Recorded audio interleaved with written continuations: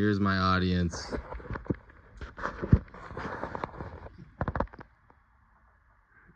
you ever played a video game where you kept on losing, but each time you tried, you got a little bit better?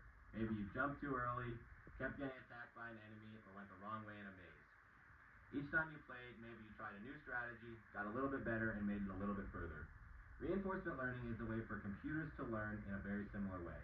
They can make actions or decisions, get feedback on those decisions, and use that feedback to make better decisions in the future.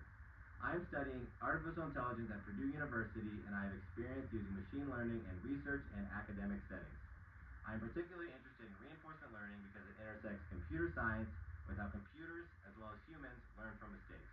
This topic is important because reinforcement learning includes concepts that you already know, such as games, rewards, points, and learning from mistakes.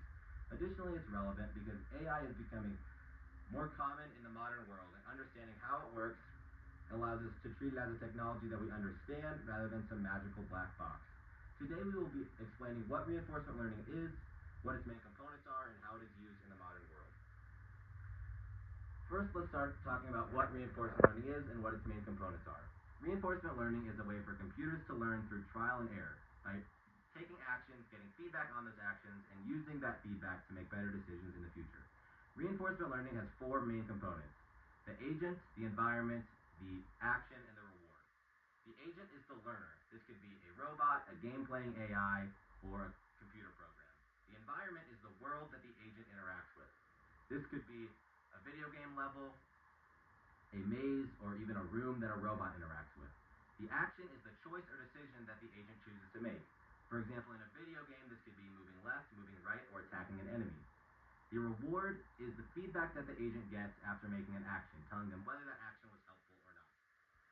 In their 1996 study, Reinforcement Learning, a Survey, Kalding, Littman, and Moore explain how reinforcement learning is a loop where the agent repeatedly interacts with its environment, using it through actions, gets feedback on those actions through rewards, and uses that feedback to make better decisions in the future. Rewards help the agent figure out what actions are helpful or not helpful in certain situations. For example, a positive reward tells the agent that action helped, whereas a negative reward tells the agent that action did not help. As the agent continues to interact with its environment and gets repeatedly more rewards, it figures out which actions are helpful or not helpful in certain situations. In their 1992 study, Q-Learning, Watkins and Diane explain a method where a computer figures out which actions are helpful or not helpful in certain situations by assigning them different values. Basically, it keeps a scoreboard saying, in this situation, this action tends to work well, and in this situation, this action tends to not work well. Now that we understand the basics of reinforcement learning and how it works, let's talk about how it is used in the modern world. One main way reinforcement learning has been used in the modern world is through games. Games are an excellent example for reinforcement learning because they have clear objectives, rules, and goals. The agent can iteratively interact with the game, apply several different strategies, and get feedback on how those different strategies work, telling it which strategies were helpful or not helpful. In their 2015 study, Human Level Control Through Deep Reinforcement Learning, Min and co-authors developed a reinforcement learning model that plays Atari games by looking at the computer screen to decide which actions to take and using rewards such as time spent alive and enemies killed.